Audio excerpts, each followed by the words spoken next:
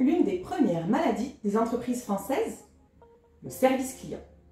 Aïe, c'est dur à entendre. Bonjour et bienvenue dans la Minute Success. Je suis Charlène, fondatrice de Concept to Success, un cabinet de conseil en stratégie et développement commercial pour accompagner les chefs d'entreprise, indépendants, managers et commerciaux à performer dans leur business. Aujourd'hui, je vous parle du service client. Prenons un exemple très parlant. J'achète en ligne une solution de signature électronique. Je choisis la formule basique et je peux l'utiliser immédiatement. Je n'ai pas de questions complémentaires ni besoin d'aide pour l'utiliser. Dans la demi-heure qui suit mon achat, mon téléphone sonne. C'est le chargé de clientèle de la marque qui m'appelle pour se présenter et me donner ses coordonnées directes. Rien à me vendre, juste un appel de courtoisie. Je raccroche mon téléphone et je me dis « Waouh, ça c'est du service client ». Notez bien que ma première réaction, c'est de valoriser la démarche. Pourquoi? Parce que c'est trop rare, malheureusement. Pourtant, le service client sert à travailler l'image de l'entreprise, de sa marque et de la solution que l'on met en avant. Comprenez qu'une fois que le produit ou le service est acheté, tout n'est pas fait, bien au contraire. En fonction de l'expérience que je vais vivre à l'utilisation de la solution, mon niveau de satisfaction peut varier. Néanmoins, dans notre exemple, l'entreprise a marqué un point.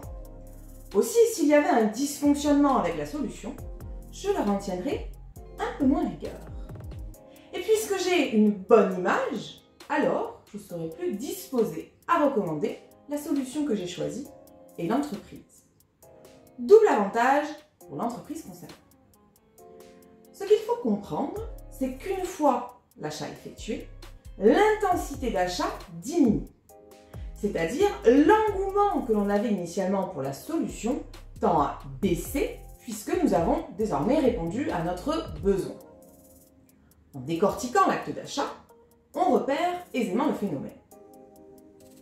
Avant l'achat, le besoin est là.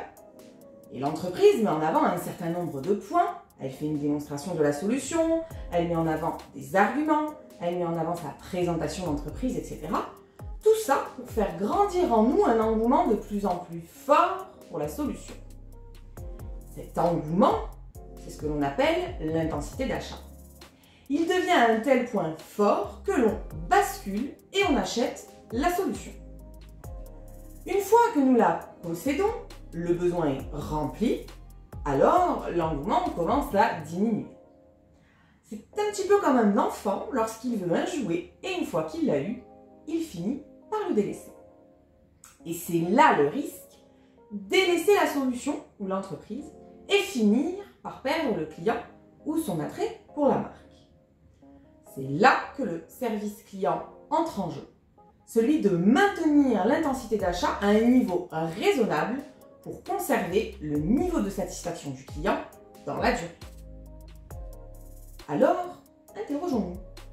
Une fois l'achat effectué, que se passe-t-il pour mon client? S'il ne se passe rien, c'est le moment de mettre en place votre service client.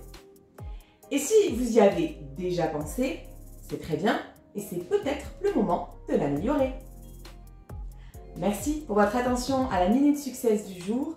Vous pouvez vous abonner à notre chaîne YouTube en bas à gauche, rester informé de nos actualités en activant la cloche et cliquez sur le pouce bleu si la capsule vous a plu.